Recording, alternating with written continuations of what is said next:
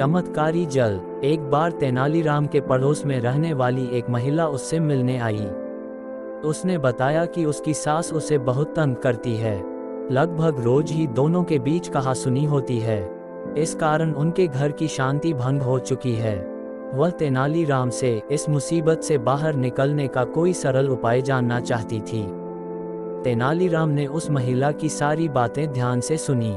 फिर वह उठकर भीतर गया और उसे पानी से भरी एक बोतल लाकर देते हुए बोला, इस बोतल में चमत्कारी जल भरा है।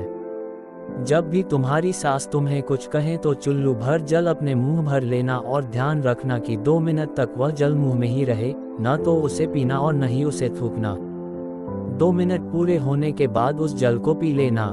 फिर तुम बातचीत कर सकती हो, जल्दी ही तुम्हारी सारी तकलीफें दूर हो जाएंगी। वह महिला तेनाली का शुक्रिया अदा करके और जल की बोतल लेकर खुशी खुशी अपने घर चली गई।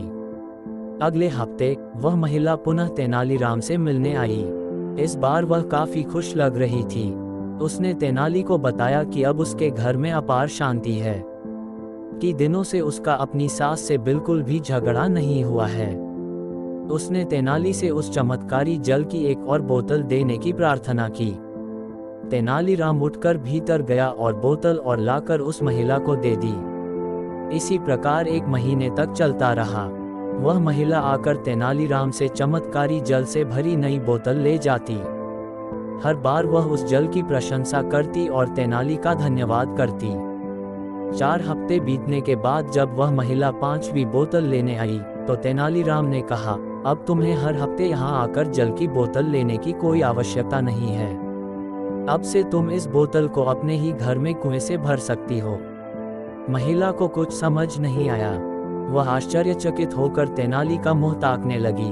तब तेनाली ने महिला को समझाया, उस बोतल के जल में चमत्कार नहीं था, चमत्कार हुआ है तुम्हारे चुप रहने से। मुंह में भरे जल के कारण तुम अपनी सास को शीघ्र ही पलटकर करारा जवाब देने में असमर्थ थी। जब तक तुम वह जल पीकर बोलने लायक होती, तब तक वह पल बीत चुका होता और तुम्हारी सास दोनों का गुस्सा ठंडा हो चुका होता। यही कारण है कि अब तुम्हारे घर में सुख शांति का वास है। अब वह महिला अपनी भूल समझ चुकी थी। उसने तेनाली का शुक्रिया अदा किया और चुपचाप अपने घर चली गई। उस दिन के बाद उस महिला के घर से कभी लड़ाई झगड़े की आवाज नहीं आई। वह संयम का अर्थ समझ चुकी थी। दोस्तों, आपको हमारी यह कहानी कैसी लगी हमें कमेंट करके जरूर बताएं। धन्यवाद।